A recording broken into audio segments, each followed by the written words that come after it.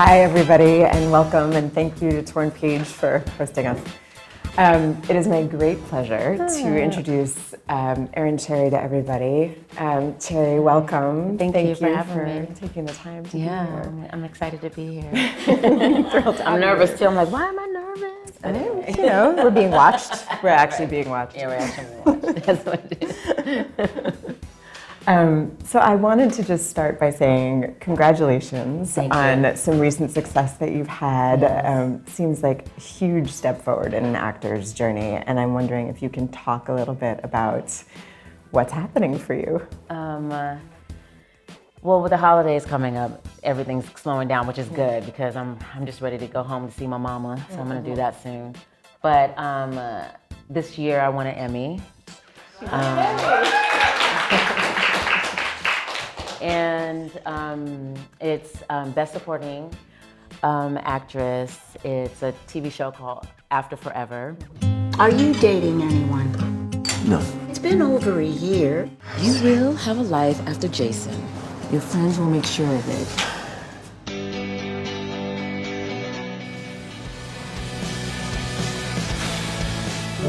And it's on Amazon, and I play a woman by the name of Brenda, who's the best friend of the lead.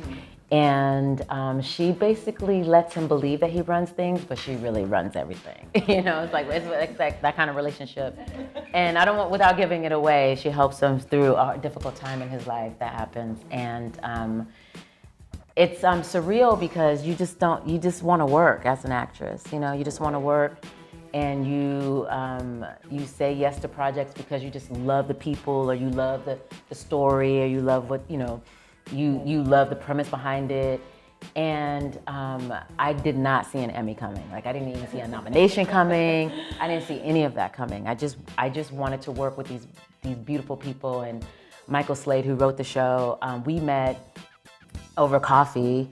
And we just clicked. We had a good time. Well, that was going to be my question, Yeah. is how did you meet him, and how did this project sort of come into your radar? A mutual friend of ours named Melissa, I don't know, I don't know if she wants me to tell her last name, but just to protect her. But he was looking for people to play this part, and he hadn't really quite found someone yet. And so she gave him my name, and so he reached out to me, and we met, and we started clicking. But before that, I will say, what's interesting, and it says a lot about who I am as an actress. He sent me the script. He's like, okay, read the script. I want you to read it and let me know what you think. And I read the script, and I was like, oh gosh. For me, where it was at the time, you know, I was just like, well, I have to be honest, because there were some points about her, especially as a Black woman in the media, and how I wanted her to be represented was very important for me. And there were some things that I was like, well, me as a Black woman reading this right now, reading about a Black woman, I don't see myself in her, and that's a red flag. So I was like, okay, so when I go have this meeting, I want to just be honest and give my feedback. Right. And so we met, and we clicked, and so then it came up, how do you like the script? And I was like, well, these are some of the things that I'm like, you know, treading lightly about, some things that I have questions about. And I was honest, and the way he responded to me was so great, something that I wasn't used to at the time. But he took his time, he listened to me. He was like, I see what you mean. I didn't think about it that way. He was very open. Amazing. And so he's like, I'm gonna take in everything that you said, and he's like, I'm gonna go back and I'm gonna approach this character and just see what I can do. And then after that, he goes, it's between you and someone else. And I'm like, what? I'm like, what? I'm like, That's crazy. I was being honest, so he's being honest, you know? Fine. Like, and at this point, I really wanted it because I was like, Well, you were invested. And for him to listen to me and go, I really hear what you're saying. Yep. I think you have some great valid points. And I was like, you don't get that a lot. And so I was just like, oh my God. But I was going to say, what I love about this whole story is how much of a collaborator you were before you even had the job, which I'm sure most of us in this room are somehow connected to this business, but just in case, like, this is not the way it usually goes. Yes. Can you describe how, like, it usually goes? Well, sometimes there's a lot of no's, or the script is as is, or you don't get people or you who don't are just get open, the script. or you don't get the script, you know, and you show up, and then you're just like, what did I say yes to? And then you're like kicking yourself for saying yes, you know. So I mean, I am not at the meet for coffee level. Yes. Like this is a level in your career. I was very impressed. I was like, I like this level. This is really, totally. This is really good. I mean, this is really cool. In about 5 minutes, you're going to be offer only. Yes, so, I mean, hello. But so we parted ways, and it was great. I was like, I really like this guy. We really click. We have great energy. He listens to me. And so then I just went about my life, which was hard, but you know how you just go about your life. And then I think I want to say like 2 weeks, maybe 3 weeks later, he called and said, I really want you to come and do this part. And when I got the new scripts, he had implemented, you know, a lot of what I said, and I came on set with a character that I collaborated with the writer about, and then it got me an Emmy. Erin, Sherry.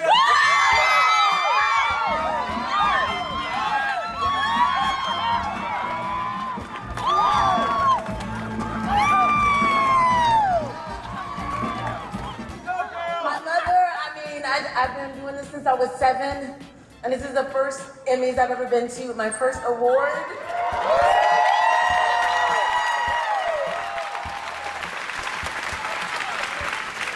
So I just want to say thank you, and Michael Slade, thank you so much, because that first meeting started this path. Thank you. That's all I can say.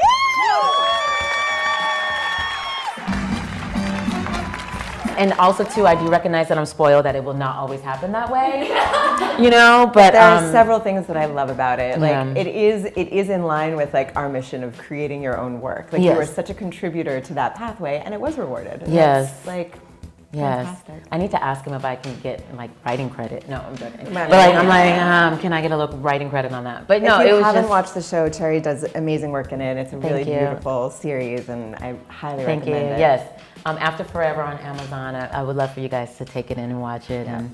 And it's there's a lot of love. There's a lot of theater. If you're a theater person, Yeah. musical theater person, things like that, you'll recognize some really, you know, great people. And like Kevin Spiritus, who plays the lead, he, you know, Days of Our Lives, if you're big into soap operas back in the day. And then we have Katie Huffman, who's a big musical theater Broadway. People love her, and she won Her the Tony episode was Award, really and good. and she's good. And then Mitchell Anderson, who was Doogie Howser's dad, Yeah. you know, and he just, so I was actually the only really newcomer, Interesting. you know, as far as this kind of work, because I'm a theater girl, I love theater. Right. But, Well, this leads me into my next Okay, question, yeah, I which love- is okay. I wanted to go back to your beginning. Okay. And ask you, what did you see as a young person that made you think like, oh, that's for me. I'm going to do that. my mother was, and still is, but at the time was really big into theater. And I had a lot of energy. I was always running around, and she didn't know what to do with my energy. But one day she took me to see For Colored Girls, right? And so, and at the time I didn't know what was going on. I remember bits and pieces on the stage. Yeah. And I didn't know the story at the time the way that I do now, but and I just remember seeing all these beautiful black women in different colors on stage. And I just remember sitting, and I have this memory of me sitting up with my eyes wide open and and my mother looking down at me, and I don't know how to express myself. And after that night, I literally looked at her and I said, this is what I want to do for the rest of my life. And then my mother was like, oh shit. Okay, how am I going to be a stage mom? That's you what know, I but was she figured it out. But she was just, I mean, we talk about it now, and she's just like, what do you do when your daughter looks at you and says that? And she's not going to say no to me. Thank God she didn't, Girls, you know, yeah. And so she just really nurtured that side of me, dance classes, and just kept me, you know, kept my energy, you know, focused. And so, yeah, my beginning is her taking me to go see this play. And then the rest is history. Have you ever gotten to do that play? No, I want to though. I do. I just saw it at it's at the Public Theater right now. So I saw it, and it was beautiful, and I loved it. And I've seen it 3 times produced, and I've read it many times, but I haven't been in one. But I definitely would like to be. I would have a ball with that play. Yeah. It'd be full circle. That would be a full circle moment you know, to see it at 7, and that's what got me into the business. Right. And then to be in it, I think I'll be crying every day. Yeah. It'll be a full circle moment. Pretty amazing. So let me fast forward a few years from 7. I'm wondering if you can talk a little bit about how you found your way to formal theater training. Oh, okay. And how that experience was. Okay. And then the third part of the question is how it has informed your career, if it has. Okay. This is, it says something, I'm trying to find the words because it says something to how being a black woman in the business. So this is where I'm gonna, so this is where it's coming from. So in my undergrad, I went to UNLV. I grew up in Las Vegas. There was not that many women of color, specifically black women and black men in my department. Yeah. And in fact, in my class, I was the only one. There was other people in other classes, but in my class, I was the only one. And I didn't work a lot in undergrad, you know. The playwright department, the musical theater department, all these different departments, they weren't clocking for me, checking for me, as we say, clocking for me. And it was just, and it was a painful experience because of the fact that you do want to work. And then you have these teachers who say that you're talented, but you don't get the opportunities. Because, you know, it was just the dominant was white male, the second was white women, and then everything else was like, and then I would walk on and do a 1 line here or 2 lines there. It was a different time. And I mean, but it's, I mean, the statistics are, you know, they're still, gently moving the needle. Moving, but they're still bad. Yeah. And so I knew that I wanted to do this for the rest of my life, but I knew that my training was not in the place that it needed to be because I didn't have the opportunities as my classmates would have to be on stage in the hours and the work. And I would go to class, I'm in dance class, I'm doing all these things, but I'm not actually using, you know, the tools that I'm learning in class on stage, because that's what you want to do. You want to go to class, you want to learn how to play an action, and then, but you want the opportunity to do that in front of an audience, you know, and I did like 2 or 3 plays, like I did A Raisin in the Sun. I'm like, okay, yeah, of course, you know. And then I played Pallas Athena and Hecuba, I think, and then there were some other things, but it wasn't, I just didn't have the opportunities. And watching my classmates get all these opportunities, I was just, and it was very hard. It was a very painful time. And so then I knew I was like, I need to go to grad school because I need to get the time and the energy on stage if I want to compete. Right. Because there are some people in undergrad who were able to just go and work, you know, because they worked a lot. They were the darlings of the school. You know, we all experience that in some way, where there's the star of the class or star of, you know, whatever. I bet they've all quit by now. Some of them have, so a lot of them have, and some of them have reached out to me, and I'm like, okay. You know, I mean, that's that part of me that has to do that, and I have to relish a little bit, because I was like, some of them were not the greatest to me, some of them were like, I'm just like, okay, whatever, I'm gonna take a picture of Emmy, here you go. No, but you know, I didn't do that, but you know, you want to, but I'm like, no, I'm not gonna do that. But, so I went to Rutgers, where I got my MFA. I did my MFA. Hi, Mason Gross. Okay. Nice. And so I trained under Bill Esper and Maggie Flanagan. I had both of them. Bill Esper, rest in peace, he just recently passed. But they both kicked my ass. It was very hard. Yeah, they were no joke. They were no joke. Like, you go from one beating to another beating to like, but in a good way, you know, because but at the time I did not want to be there. There was times where I was just like, what did I say yes to? Why am I in this? I can't act. Because they strip you away if you've been to grad school, you know. They strip you away, they make you feel like you can't act, but you don't realize that they're tearing you down out of bad habits and rebuilding you back up. But at the time, you just want to kill everybody because it's just not a good feeling. Like you just, you know, and so, but I look back now and I wouldn't trade it. I mean, I wouldn't go back and do it again. But I definitely cherish the training, because even still, as I work now, there's tools in my toolkit that I just can take and utilize and use. And there's things that Bill would say to me or Maggie would say to me, and I'm just now understanding what they mean, because in school I didn't get it a lot of the time. Right. So I'm like, what is that? And so, and for me, making that decision for myself was the best, because for me, from my experience, my journey, if I had just gone straight to LA or New York out of undergrad, I don't think I would have worked, only because, or maybe, but not the way that I wanted to work, because I didn't have the tools and the technique that my classmates had at the time. Because, again, as a black girl and the only one, I didn't get the opportunities. And then in grad school, Bill and Maggie, they really nurtured us, and my class was very diverse, you know. That's gonna be my question. And so, it was very diverse, and they made sure that we worked, and they took care of us, and they picked plays for us to help us, you know. So it was just, I am working because of grad school, not because of undergrad. Right. Because of grad school. Yeah. I won't make you think of it on the spot right now, Okay. but if during the rest of this conversation an ism from Bill Esper or from Maggie Flanagan pops into your Okay, brain, I have to think of something. if you can share your I know the some one Maggie Flanagan for me was like take in. That was one of the things. Is like take it in, and so yeah, and so that was one of the isms because she used to say, she's like, you have this. What's up with this? What's wrong? What's going on with this wall? And I'm like, I'm a black girl in America, and so Fair.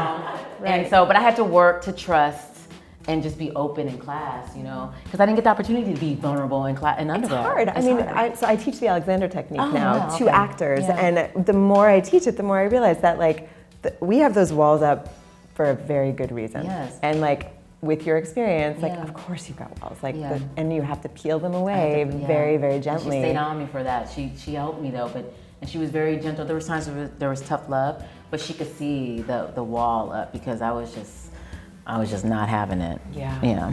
Yeah. Yeah. Yeah.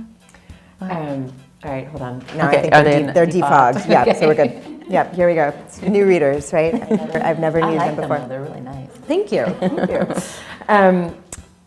Oh, right. So I was going to ask, where your first professional breakthrough came. So you're out of school. How do you feel? How was your entry into the profession? Right. Grad school really nurtures the artist, and then suddenly it's the cold bath of the business. And I'm wondering how you got into that. They don't tell you. They don't prepare you, no matter how much you train or take business classes. They don't tell you. You just have to learn as you go and in the moment, right?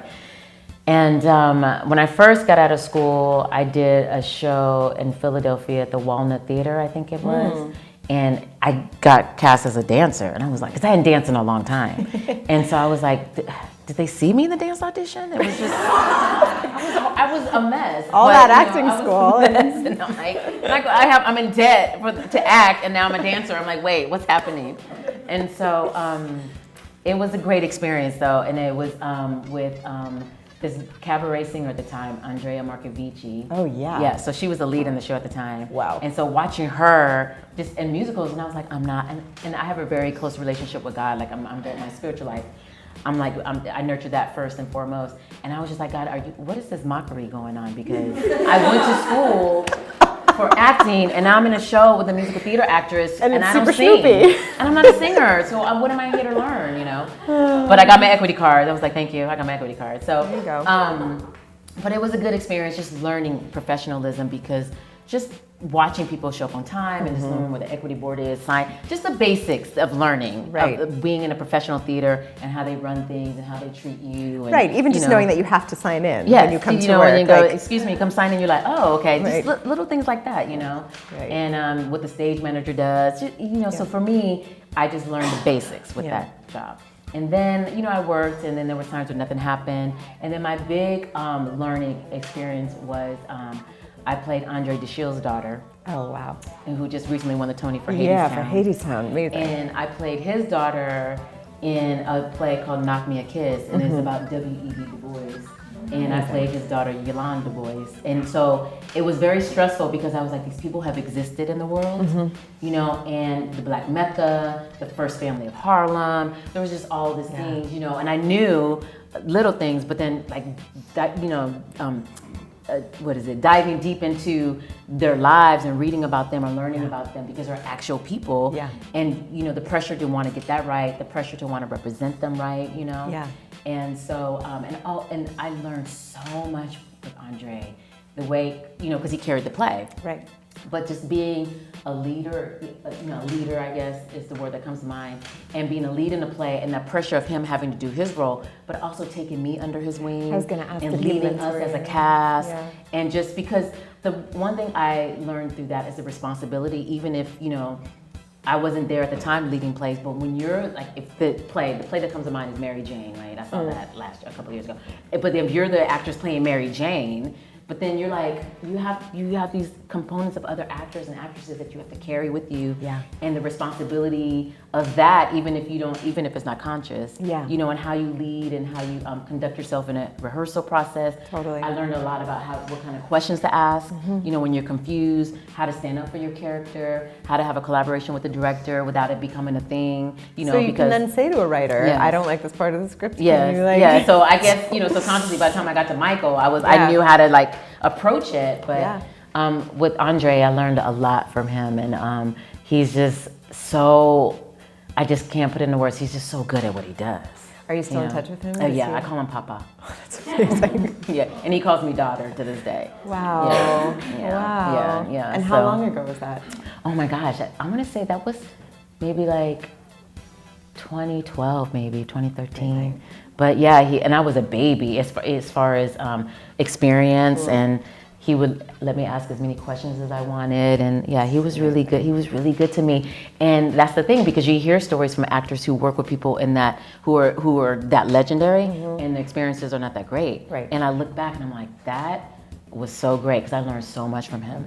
Yeah. So then let me ask you, in your career, do you feel like the lion's share of your opportunities have come from standard, like your agent gets the breakdown, sends you out for a thing, or has it been more like you have relationships with people who think of you and kind of steer you? Has it been a more sort of personal journey, or a combination?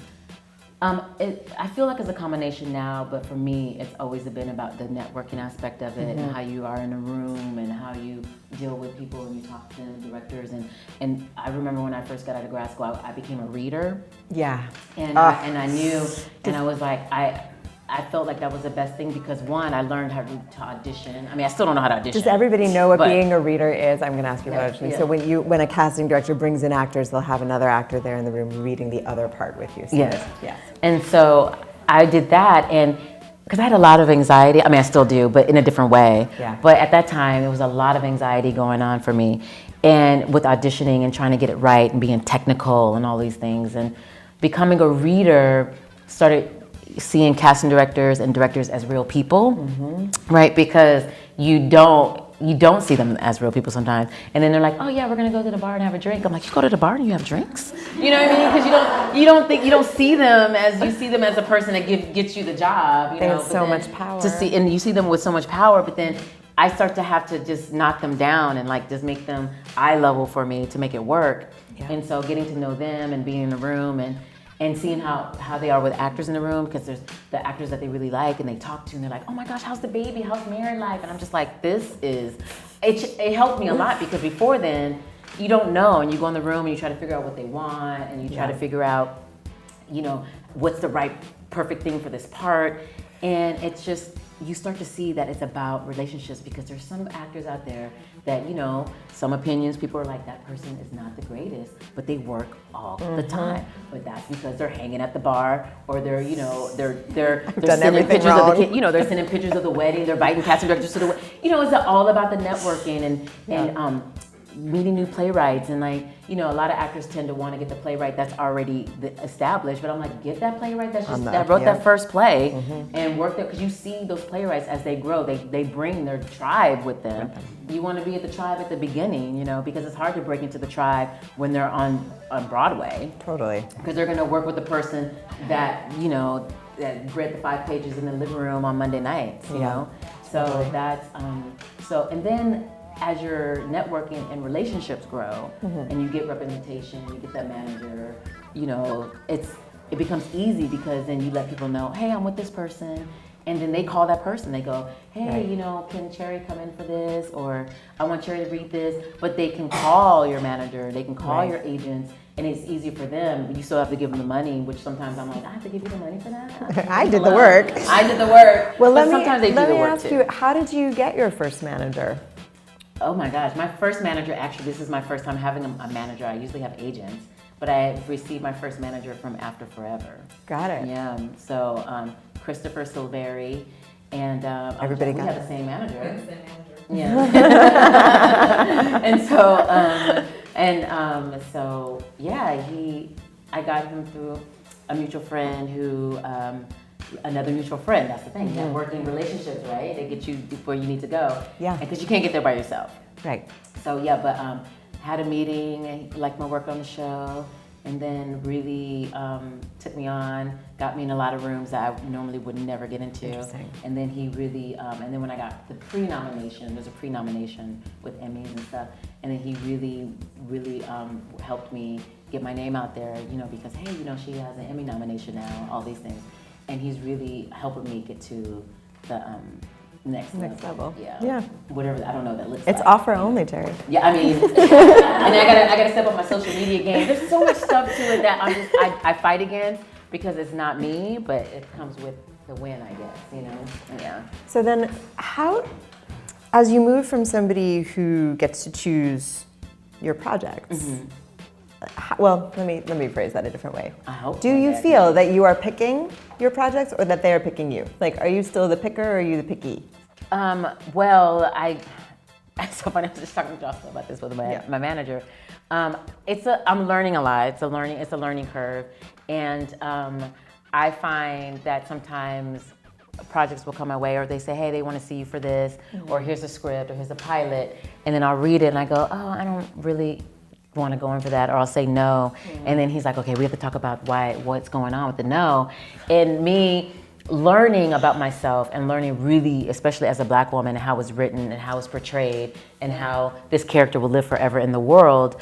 I'm very adamant about that, you know, about certain things that I will and will not do. And what pulls you towards a story? Like, what makes you think, oh, that's something that I can tell really well? Right now, I feel like showing Black women in their authentic light. There's a lot of great playwrights that are out that I see their work and I'm like, oh gosh, this is really good. Like someone like a Katori Hall or a Dominic Mariso, you know, and a Ngozi Awanyu, Mfoniso Udofia. There's so many playwrights of women of color, specifically Black, African American, African. There's so many plays that are being done that even 10 years ago, I was always in the house. Now I'm like, oh, Friday night, I'm gonna go see this play. I'm gonna go see this play on Monday. I'm gonna go see this play. And so, yeah, it's an exciting time. And also too, with film and TV, it's a different challenge because my relationships are mostly theater because that's where I started. And now I'm learning how to build relationships in film and TV. And some of them know me and they like my work and they love me. And some people are like, yeah, we want to see her for this. And I'll get the script and it will be like, you know, a welfare mom and 3 kids. And there's nothing wrong with that because I feel like those women deserve to be seen and heard too, right? Everybody deserves a seat at the table, all the way from Michelle Obama, all the way to Cardi B, and we're all in between. So I'm down with that. Yeah. But then for me, for where I'm at and what I want to portray, especially with this win, there's certain things I'm like, I don't want to do that. No. I just want to do something different. And can I be president of the United States in a freaking play, you know? So, you know, so there's certain things that I'm just specifically looking for. Yeah. And I have a very specific vision. And, you know, but then also too, there's things I still have to audition for, but there's things where people call and say, we'd like to see her for this, or can she come do this? So it's, but mostly I'm still auditioning because well, I'm I know new. you had one the other day, so I wanted to ask you, like, how do you audition? What is your process like at this moment in time? And how do you process rejection after, if there is a rejection after? Well, I just had this audition for this great director, Whitney White, and she's doing great things, and she's on the come up, as we say. And the audition for this was actually really great. Because, you know, you go in some rooms and some people are not as welcoming, or you don't know how their day was. They could have lost their job, or you know, they could be going through a divorce. Like, you just, like, as I get older and I try not to take them personally anymore, because everybody has their thing that they're doing, and their stuff. And then, but sometimes you're just like, why is he not looking at me? I need to look over here, you know. But you know, who knows? He just got in a fight with his partner. Like, you just never know. But this audition was great because when I walked into the room, she was so welcoming and just the energy was, and I feel like people don't, even if you have a bad day, I prefer you to just give the actors that come into the room, just give us love. You know, because we're like up to 4 o'clock, some of us are up to 3 o'clock in the morning getting off book or trying to get this 5 pages or the whole pilot play that you gave me, to Plus, get the in my nicer body. you are to actors, the better they do.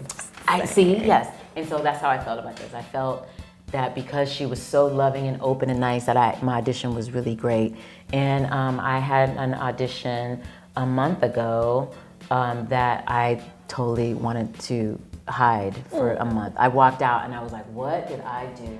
Because I prepared, I got everything ready, and then I went into the room, the energy was off, and I just went off. And like I have to learn how to not, when the energy is the energy of the room, I still want to still do what I practiced and studied and rehearsed the night before, but sometimes you just take up the energy of the room. Well, you're a sensitive person and you're an open channel, and like you get hit with. You get hit, and so I've been working really hard not to do that, but I do. But this particular audition I did, and the energy was and I just went down, and I did not recognize any of the choices that I studied and put out there, and I didn't recognize the actress, and I walked out, and I was like, and it's a part that I really wanted, and it's actually a dream role part. I'm not gonna say though, because you never know, you have a bad audition, you still could get it or whatever, but I just was so upset. I was just like, I can't act, I don't know what I was doing. And it was just one of those days where I was just like, I just gotta go home and have a glass of wine.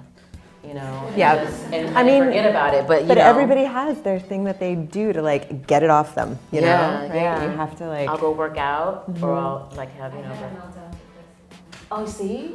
Oh, that's a nice manager who'll let you. I didn't even want the role. Yes, and you had a meltdown, right? And so our manager is really good about that. Like I can call him and he'll just, and I'm like, yeah, and I just.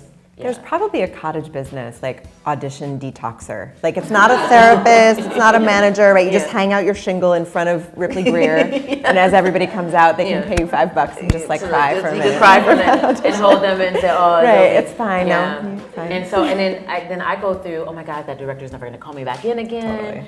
And and then I put pressure on myself because I'm like, I got this Emmy. They're like, well, who the hell? Why does she have an Emmy? She sucks. You just go through all these things. It's just.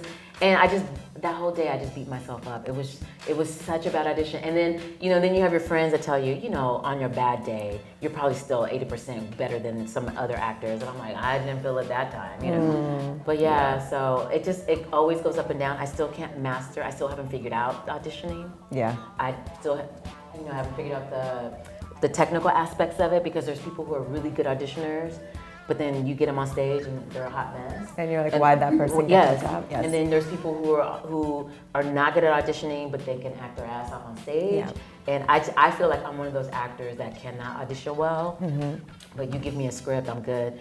But and it's just, when I go in, my goal is to just do what I know how to do and just create this character and just give them 3 minutes of acting that I can do and just go from there. Like it's very, very tough. Yeah. But it's technical, and auditioning is a whole different thing. It's a whole different beast. It really there's is. Classes on how to just audition. Auditioning. Yep. Yeah, yes, exactly. It's just, so, but yeah. Well, let me switch the subject a little bit, since this is the Muse project and we're interested in women who make their own work. Yes. In whatever form that may take. Yeah. I'm curious about whether or not that's something that you're interested in. You've mentioned that you're maybe possibly writing something. Yes. Yeah. Is that scary for you? Is that something? It's very scary.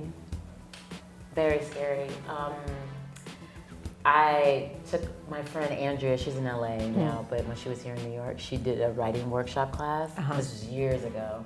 I took her class, and I was like, let me just see. Because also too, you get to a point, and I'm still at this place where you just don't want to wait for the phone to ring. Right. Like you don't want to wait for the phone to ring, because if you wait for the phone to ring, you're not working for 3 years. You're not, there's so many things going on with that. And so I was like, how can I find ways to wear many hats? Because I was acting like I am now, and I'm a producer. I produce a lot of theater and do things, So I do a lot of behind the scene works as well. And then I was like, you know what? I want to see what this writing thing's about, right? And I had no idea. I journal. I've been journaling since I was a kid. Right. So I was like, let me just see. And then I created 2 characters in this class. And then what was interesting that I did not see coming was they wouldn't let me sleep.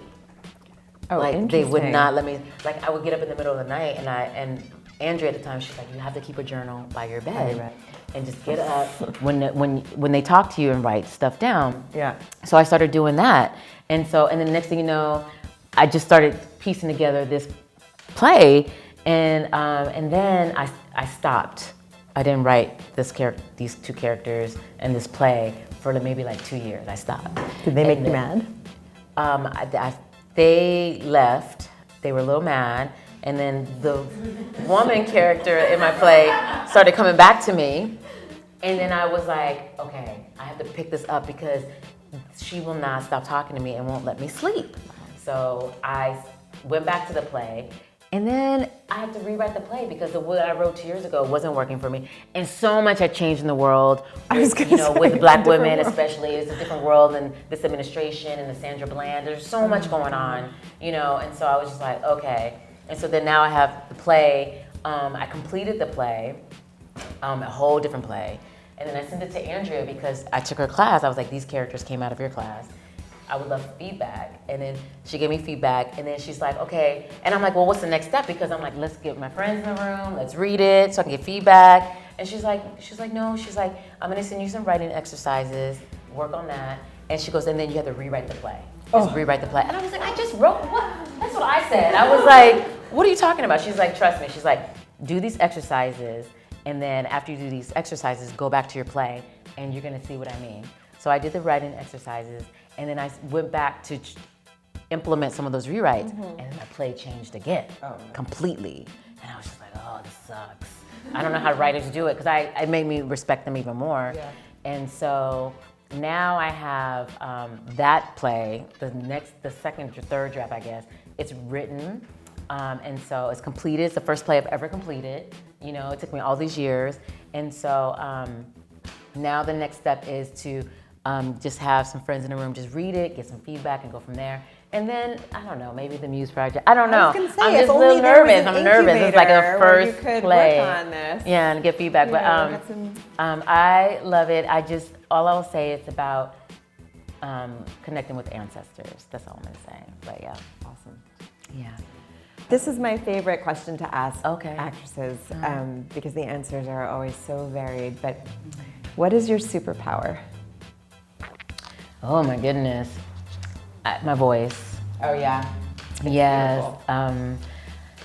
And my politics in my voice and what I stand up for. I feel like it's my superpower because it gives me the freedom to approach my characters in ways that may be unique. Because in the way that I can describe it, what's coming up for me is that sometimes you'll read a play or you'll audition, and like there might be 10 or 15 actors who'll come in and do the same thing or like in the same ballpark, but I just have such a big voice and the way that I look at things, and so I'll come in and do something off the wall and they'll go, I don't know what that was, but yeah, that okay, we'll like it, but can we change that? Like that's not it, and because I'm just jumping off the cliff is like something I like to do. Yeah, I think that serves me. So cool. Yeah. I love that answer. Yeah. Thank you so much. Oh, thank you. Terry. Thank you.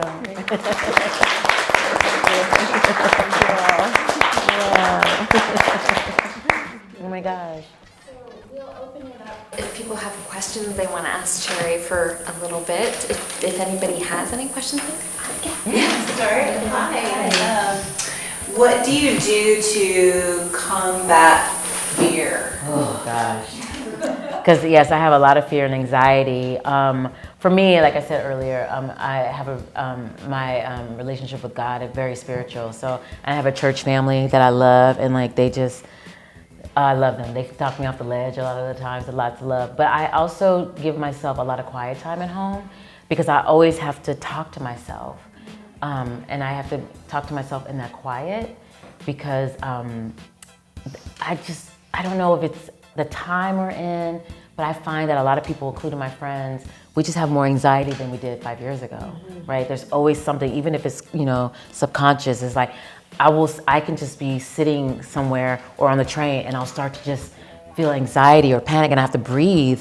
I have to really talk to myself and go, and then I'm like, where's this coming from? Like, what's going on? And I have to just calm myself down.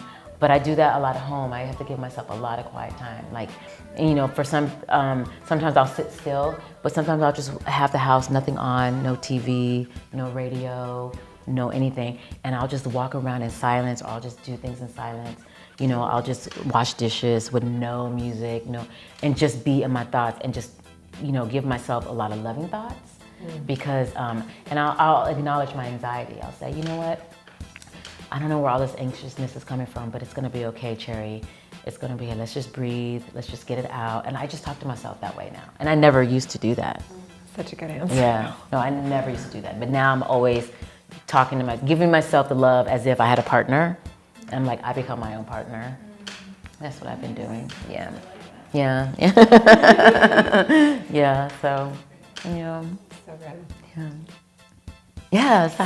Hi, Team Natural. Hi, I love it, yes. I noticed your hair and it's stunning. Thank I, you. as an actress, also have transitioned for myself to Yeah. natural hair. Yeah. And for Black women, it can be Yes. difficult. Can you talk a little bit about your experience? Oh, yes.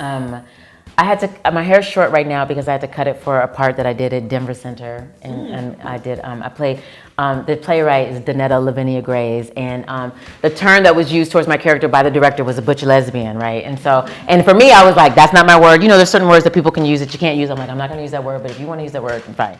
But, you know, and I don't even know if it was a bad thing or not, but I was just like, it was just new to me, right? The experience. And I was like, I just wanna make sure that I'm being respectful. And so, but she was like, are you willing to cut your hair? And I was like, yeah, I'll cut it short.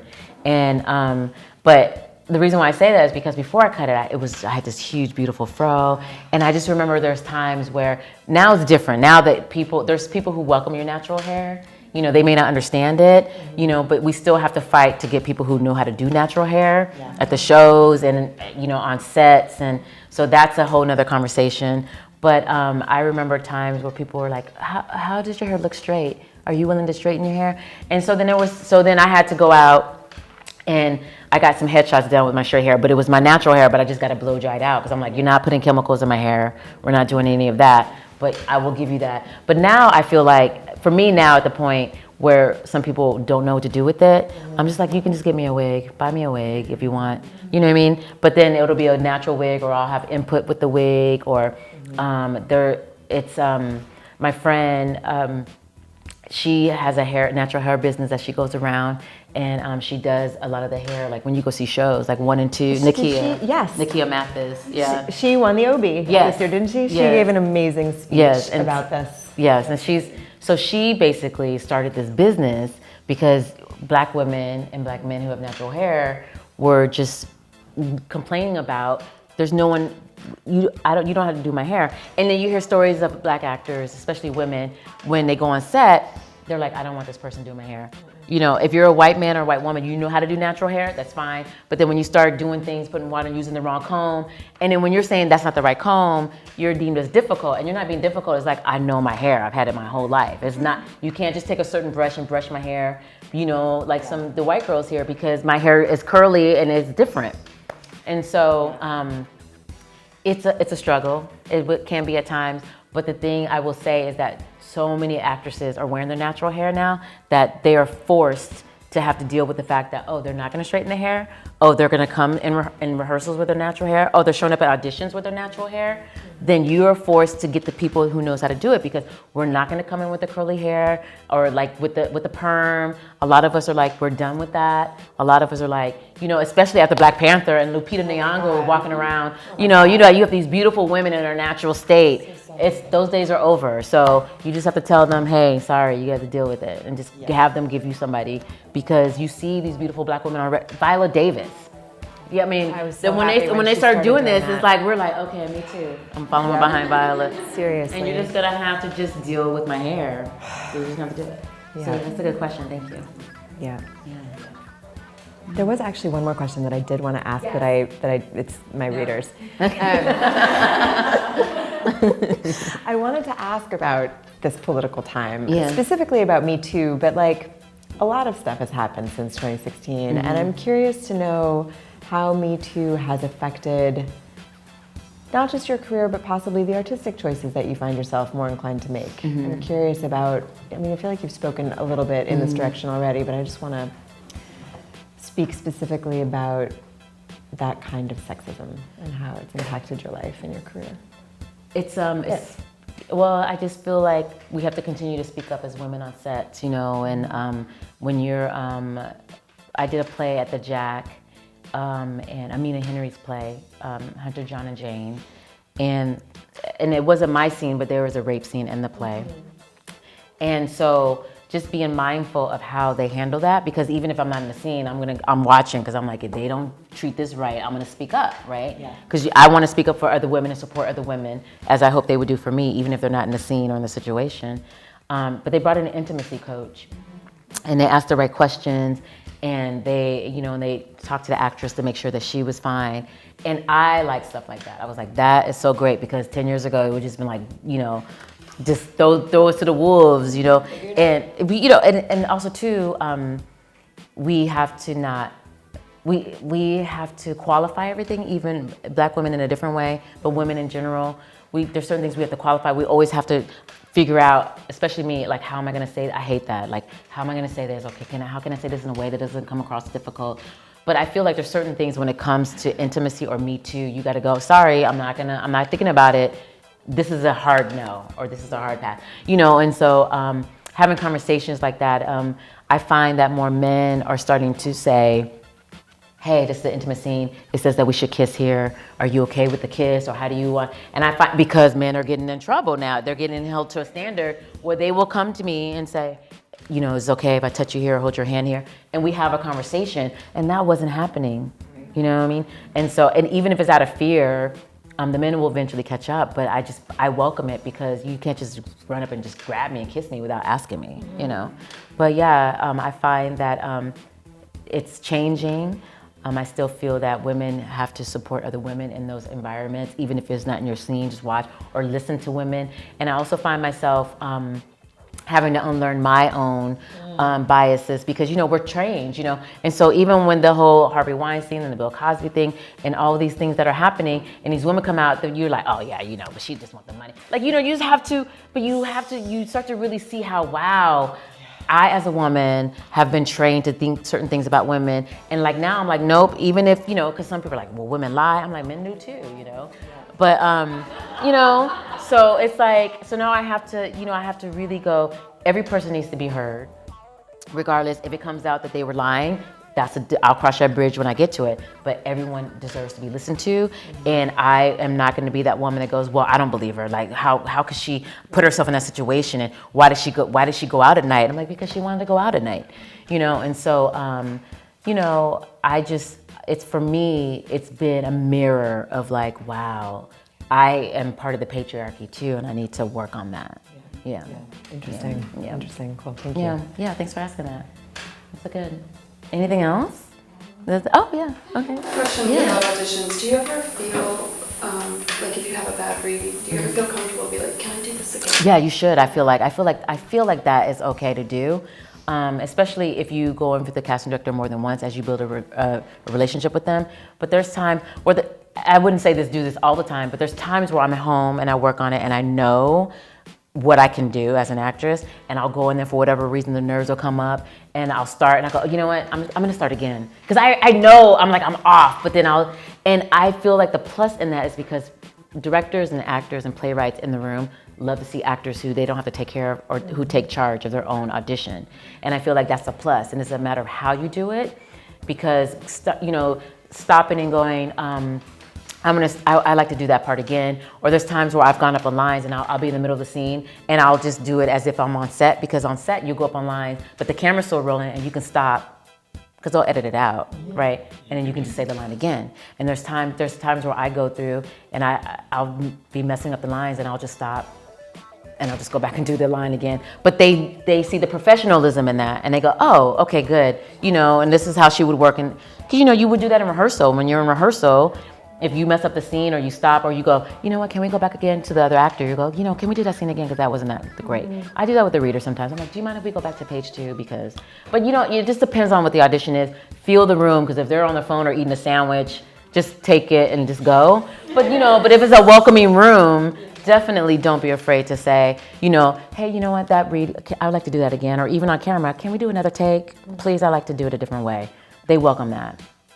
Yeah, so that's a good thing. Yeah, definitely. Okay. Oh, yeah, hi. Thank you so much for sharing. Yeah, I'm glad to be here. I want to know, what advice would you give to someone who's a young actor who's starting out, like, so maybe something that you can look back on now and you're like, man, I wish someone would have told me that. But maybe something that is also relevant for now, you know, for these times. Well, one thing I would say is if you're not on any artist housing list, get on the artist housing list. So Google artist housing and put your name on list, even if it takes 5 years, 10 years. Because you never know where you're gonna be when that phone call comes up and says, hey, we have an apartment that is for artists and your rent will be prorated and we're here to support working artists, right? That, and then I will also say, really find a tribe, I use the word tribe, that that you can call and have a meltdown with. You can call and say, I had a bad audition. Also find other women that you know that don't feel like they're in competition of you, because that support is very important. As I said, I'm learning patriarchy, but I will say there's some women out there who are not about that life. They're not about supporting other women, or just because women, I'm a woman, can be mean, right? And so not all of us, but there's the jealousy will kick in. You want someone to call and go, girl, are you going in for the audition on Friday? You not going in? You better call your manager or your agent and tell them, or here's the number, here, call this casting director. You want people who are in your corner that way. And I have gotten a lot of jobs through my tribe that way. It's like, oh, you know what? I'm gonna send you the sides. Tell them you got the sides already, and just go in. So it's just, you want to find, all you need is 2 or 3. You want to, but having that support is very important, and someone who you're like, hey, come over, can you help me dissect the script? I have no idea what it means. You get a bottle of wine and you read through it together, or you're like, hey, can you help me put myself on tape? You need people like that, because if you're by yourself, it's gonna take longer, and you cannot get in this business by yourself. You just can't. You can't do it. So yeah, I would say that, because that's gonna carry you. Definitely the wine with the wine with the script, and your friends are trying to break it down, and like sometimes after 2-3 glasses you're like, oh, I understand it now. You do that before the audition, but a couple of days with your girlfriends around, or have people come over and read the play out loud with you sometimes, because sometimes I'm like, I don't understand play. Let's read this out loud, and then you hear it and you're like, oh, okay. So those are some gems, some secrets. Yeah. You're welcome. Yeah. Tribe and wine. Yes, tribe and wine. Oh, I'm gonna steal that, tribe and wine. Tribe and wine. Yeah, well, that's very musy. On that note, we're gonna, get up, get some more tea, sort of like wine, and grab a cookie, and we'll have shito too. And that's very musy too, though. I think something that struck me a few years ago when I thought about this idea was, wow, the people who really help me out the most are my fellow women actors. Yeah. Mm-hmm. Yeah, that tribe is important. So yeah. All right. Okay. Yay!